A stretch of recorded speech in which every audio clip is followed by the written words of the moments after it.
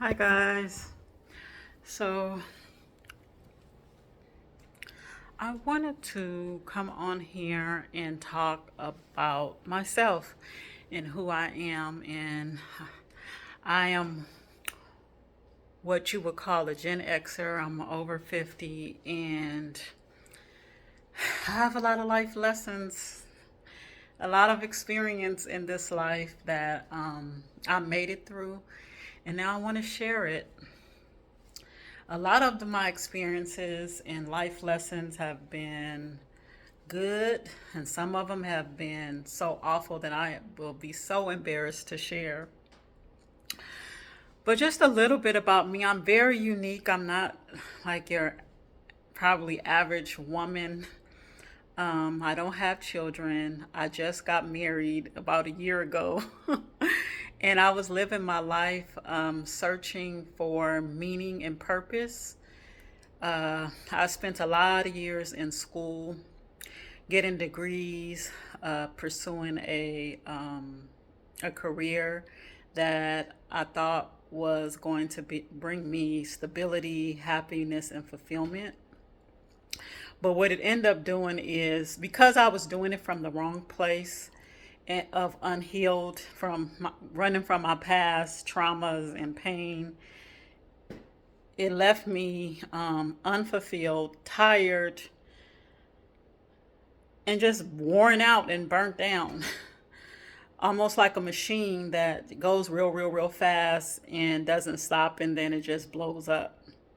But through all of that, all of the lessons, all of the blow ups came all of these beautiful lessons. And I'm actually looking forward to the next parts of my life because now I I see clearly now where I went wrong, what's wrong in my life, what's wrong with the world, and how I fit into this world. So, I came from a very religious family that where we spent a lot of time in church and close to church family friends, and we kind of thought the same. We was told what to say, how to say it, and if we geared from that, it was almost like cultish. Then you were the outsider. You was treated well. Guess who was the outsider all the time? Because I always wanted to express myself and do my own thing. And I just didn't understand what people's problem was. I'm just expressing myself. But it caused a lot of wave amongst my community, my family. And so there I go off to doing my own thing and thinking that I knew it all, but I knew nothing really. So I got to a point where I have what 6 degrees. I'm a Dr. Z McCorvey. Don't you forget it. But what I had to realize is that none of the possessions, the degrees, the career. The lesson is I'll start off with the lesson. I am not those things. Those things, searching those things wasn't my happiness. I'm my happiness, and those things are a part of me who is happy. So that's a lesson that took me years to get. And it's hard to get that, especially in the West, living in America, where, everything is competition and getting things shows success, and people treat you a certain way. So I thought when you accomplish things, but what I discovered it is in my accomplishing things and achieving things, it just made people more insecure and jealous around me. And my intention was not to do that. It was to make people proud, to succeed, and do the things that I want to do. But I also love to, community. I love helping people. But when you are the most accomplished person on paper, in the room or in places, it really can just bring out the worst in people. So I had to really start thinking like, what is it when I walk in the room and my intentions is to go in and be kind and helpful and whatever I can do, I'm a part of the team no matter what. It wouldn't do that. Even with the highest level of supervisors or wherever I worked, it would never come out that way. So I would start dumbing myself down, hiding who I was, not speaking up because I didn't want to do that. I didn't want to evoke these kinds of reactions out of people. But what it did over time is it diminished my confidence, and it's still because you can go in places and do things and think that you're hiding how you really feel, who you are, but baby, you're not. Your aura, your energy is going to, if you are a leader, if you are a bad person or you're a good person, it's gonna people gonna know. So I would just try to dummy myself down, and I would just be the little, the worker bee. Oh, I'll help you. But my leadership skills would always be ratted out. And then there I go, having to leave that place.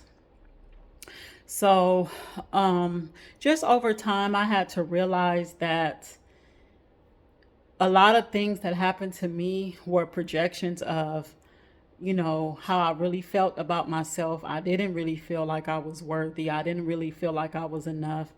So I have to work extra hard. So I had to get, so if I was going, so I went, if I was going to get a degree, I'm going to get the degree, I'm going to get the certificate, I'm going to get the attachments, I'm going to get it all, right? And then I would see other people who didn't have to do all of that. They were surpassing me. They would get all of the accolades, and I'm like, I did it. Why? What happened?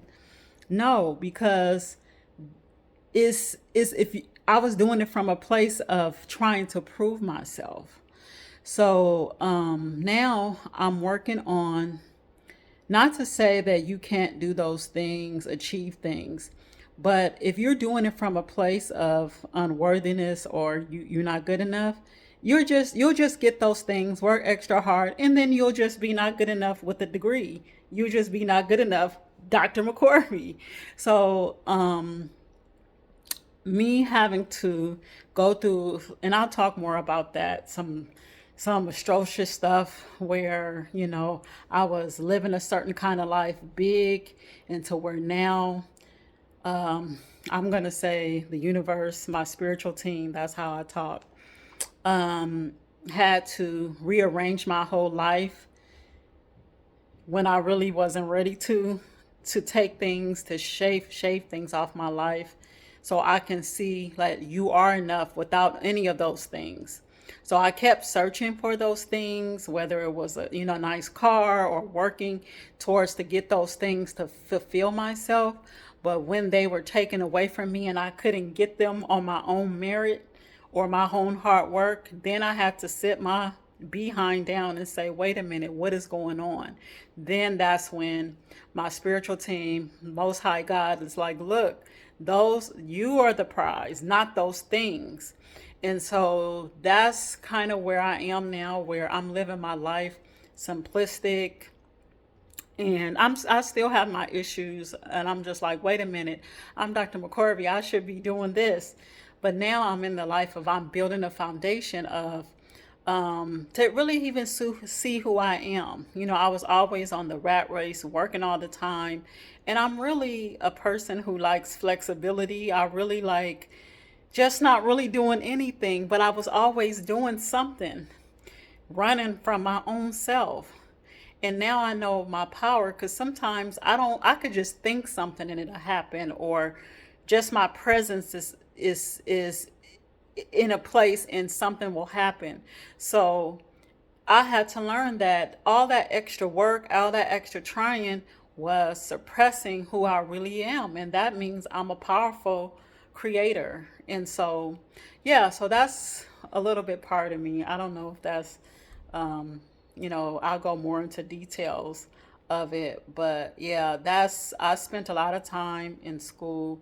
I and then I would get I wanted to get married earlier on in my life, and of course I would all because I didn't feel good in myself. I would always attract men in my life that they they wouldn't commit or they wouldn't come in, but they would be on the outskirts. They would be aloof or not available to me emotionally, but they was available to me physically, if you know what I mean.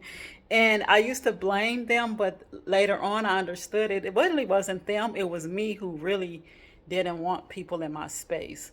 So now I have a man in my space, and he's teaching me a whole lot of lessons. Because why? I thought I was going to scapegoat.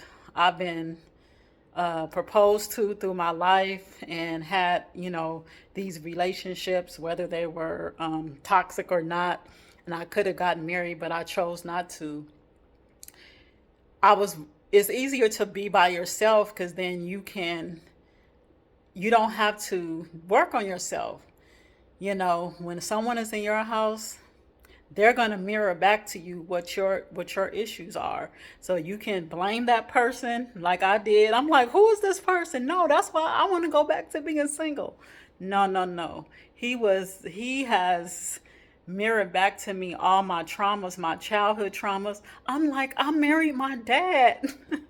And so it's been this is was healing for me because I was mature enough to observe what was going on and see the patterns that was taking place here in my life, that what has taken place on my job. The same dynamics was going on at work, at home, and when I would, have be in friendships or in communities, it was always a some type of criticism or a situation where I felt like I was being ignored or I wasn't enough. And so I bet you if you were to sit back and look at all of your relationships, what's going on in your house, your interaction with your spouse, your kids, your workplace, your church, you'll see that you're the common denominator and the same things are happening. So right now that I've been set down and I'm living the most simplistic life, which is hard for me because I'm used to, having whatever I want and doing whatever I want when I want, and then still complaining that I didn't have enough. That's another lesson. I'm learning now that I created problems when I didn't really have a problem. Until I did have a problem, I realized I didn't have a problem. It's crazy. But anyway, I forgot my thought. So yeah, so what I'm saying is that if you look at those, like the patterns in your life, and you see that, the same things, you having the same kind of feelings.